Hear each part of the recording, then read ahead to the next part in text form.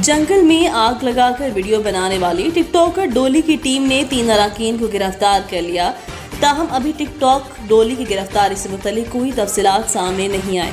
तफसीलात के मुताबिक पुलिस की जानिब से गिरफ्तार किए गए अफराद में कैमरामैन और एडिटर शामिल, पर इस्लामाबाद के मारकला जंगल में आग लगाकर फोटो शूट करवाने वाली मॉडल और टिकटॉकर डोली के खिलाफ मुकदमा दर्ज कर लिया गया।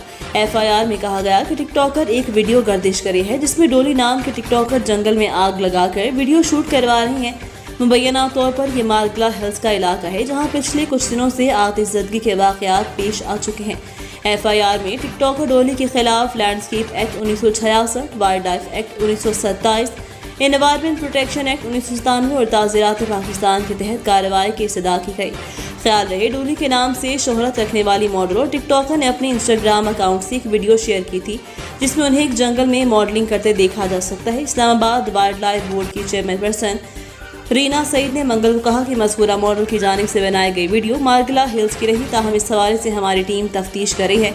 इस गर्म और खुश्क मौसम में हमारे जंगलों को आग लगा रहे हैं। रीना सईद का मजीद कहना कि ऑस्ट्रेलिया में झाड़ियों को आग लगाने वालों के लिए उम्र कैद की सज़ा है।